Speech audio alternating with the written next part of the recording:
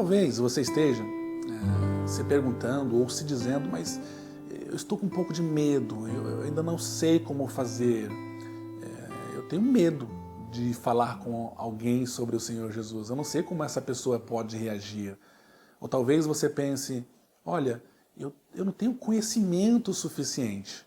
Eu repito para você, eu fiz vários cursos de evangelismo desde a minha adolescência em uma congregação pequena, no subúrbio da cidade onde cresci, até outros cursos de evangelismo mais sofisticados, na Índia, nos Estados Unidos. Mais recentemente fiz um curso de liderança muito avançado, renomado, e essa foi a aula que me deram. Você precisa falar sobre Deus, sobre o problema, você precisa apresentar a solução e fazer o convite. Então, o conhecimento você já tem. O mais importante é que você tenha esse relacionamento com Deus, de falar, Senhor, o que o Senhor preparou para mim hoje? Acordar, levantar bem cedo e falar, Deus, Espírito Santo, o que o Senhor já preparou? Mas eu entendo que talvez você tenha alguma objeção. Existem muitos cristãos que ficam pensando sobre isso e que não fazem o evangelismo, não evangelizam, exatamente porque tem essas objeções. Eu tenho medo. Ou podem até falar assim, não é questão de medo, é um pouco de vergonha, eu sou tímida, não sei chegar para alguém, né? Ou até pensa, não, eu não tenho timidez, não tenho vergonha, mas não tenho conhecimento.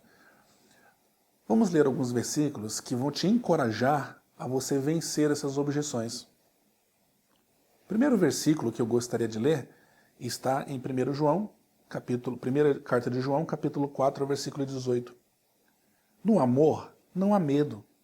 Pelo contrário, o perfeito amor expulsa o medo, porque o medo supõe castigo. Em outras palavras, quando nós nos permitimos amar as pessoas, o amor vence o medo, porque o medo faz com que a gente não ame. O medo faz com que a gente não vá falar do Senhor Jesus Cristo. Então, a recomendação bíblica aqui é se permita amar. Se permita olhar com os olhos de quem ama. As pessoas que estão à sua volta, talvez elas não estejam te falando, mas elas estão desesperadas pelo amor do Senhor Jesus Cristo através da sua vida. Já com relação a conhecimento, eu gostaria de dizer o seguinte, que você deve estudar continuamente. E essa é uma coisa que nós sempre vamos recomendar. Estude continuamente, mas mais importante do que o seu conhecimento é o seu testemunho de vida, porque contra fatos não há argumentos. Dá uma olhadinha depois lá em João 9, 25. Diz assim, respondeu ele, pois, e disse, se é pecador, não sei. Uma coisa sei, é que havendo eu sido cego, agora vejo. Então, sem entrar aqui no mérito de todo o contexto, mas nós vemos uma cura e aí estão indagando aquela pessoa que foi curada sobre outras questões e a pessoa está com o fato. Olha, não sei de nada, só sei que agora existe um fato e eu vejo. Então talvez você olhe e fale, eu não tenho tanto conhecimento, mas você tem uma vida transformada. E contra fatos não tem argumento. Se você olhar para qualquer pessoa e você falar, Deus transformou a minha vida, eu tenho relacionamento com Deus, eu conheço Deus, eu entreguei a minha vida e Deus perdoou todos os meus pecados. Não tem argumentos contra isso, é a sua vida, é o seu fato. E ninguém pode ir, nenhum livro, nenhuma ciência pode ir contra o relacionamento que você tem. Não há de se provar nada porque você já tem esse relacionamento com Deus. Então, está aí uma boa base para você vencer essa objeção da falta de conhecimento. O que importa é o seu testemunho de vida. Talvez você esteja pensando, no meu caso é um pouco diferente. Eu não tenho medo, não tenho vergonha, eu até sei, até entendo um pouco, sei falar, mas eu fico deixando para amanhã.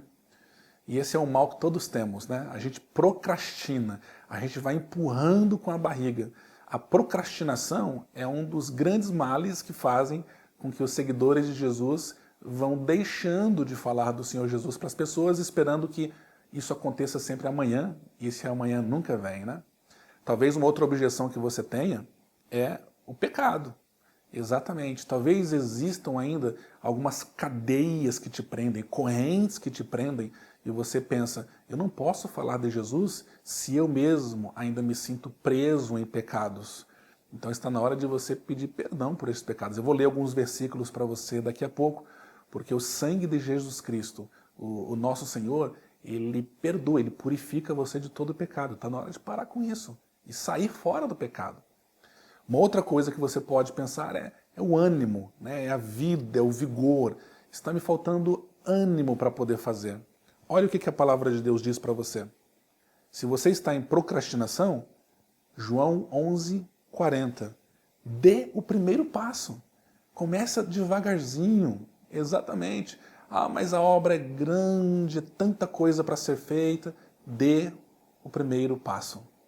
A palavra de Deus em João 11:40 nos diz assim: Disse-lhe Jesus, não te hei dito que se creres verás a glória de Deus? Então, se nós crermos, nós estamos dando o primeiro passo para poder ver a glória de Deus. Que coisa maravilhosa. E com relação ao pecado, primeira carta de João, capítulo 1, versículo 9. A orientação, como eu já disse, é quebre as amarras do pecado. Veja o que diz a palavra do Senhor. Se confessarmos os nossos pecados, Ele é fiel e justo para nos perdoar os pecados e nos purificar de toda injustiça. Primeira carta de João, capítulo 1, versículo 9. E com relação a ânimo, o que eu tenho ali a dizer é que muitas vezes nós nos sentimos desanimados porque nós queremos fazer alguma coisa que não é aquilo para o qual nós somos chamados. A verdade é que todos somos chamados para evangelizar, mas talvez você tenha uma vocação específica dentro deste cenário de evangelizar. Por exemplo, talvez se eu te convidar para que você vá em uma sexta-feira à tarde visitar alguém em um hospital comigo, você vai se sentir extremamente desanimado, com medo, com pavor, porque você não pode ver sangue na sua frente, que você passa mal, você tem terror ao cheiro de hospital. E isso é evangelizar. Você estaria desobedecendo a Deus se você não fosse evangelizar no hospital? Eu diria que você está desobedecendo a Deus se você não evangeliza. Mas talvez não seja o seu negócio evangelizar no hospital. Qual é a sua vocação? Talvez, se em uma tarde de quarta-feira nós formos evangelizar detentos em uma penitenciária, você vai ter muito medo e você não vai querer ir, porque talvez não seja aquilo que é a sua vocação. Talvez, se eu te convido para que a gente vá fazer um trabalho em uma praça pública e para que você sente do lado de uma pessoa que não é cristã, que não é seguidora de Jesus, e você pegue um violão e você comece, ou você olha para essa pessoa e fala, posso tocar um hino do seu lado? Talvez isso vai te animar muito, porque talvez essa seja a sua vocação. Talvez a sua vocação seja escrever poema, talvez a sua vocação seja trabalhar nas redes sociais, com marketing digital, talvez a sua vocação seja através da preleção pública, então colocar uma caixa de som no meio da rua com o microfone. Talvez a sua vocação seja ainda muito específica na distribuição de panfletagem, e nós vamos falar bastante sobre isso. Então, se você se sente desanimado, o desafio que é feito para você agora é para que você encontre dentro de evangelismo a sua vocação. Quem é você? Como Deus te fez? Para o que Deus te fez? Ele te fez para evangelizar. A pergunta é aonde? Deus te fez para evangelizar na Índia, no Japão, na universidade, no comércio, na área de negócios, no setor de educação? Encontre a sua vocação. A carta que Paulo escreveu aos Romanos, capítulo 12, versículo do 6 ao 8, diz assim: de modo que, tendo diferentes dons, segundo a graça que nos é dada, se é profecia, seja ela segundo a medida da fé. Se é ministério, seja em ministrar.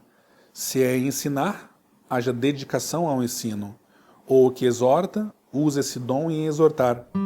O que reparte, faça-o com liberalidade. O que preside, ou algumas versões dizem o que lidera, com cuidado.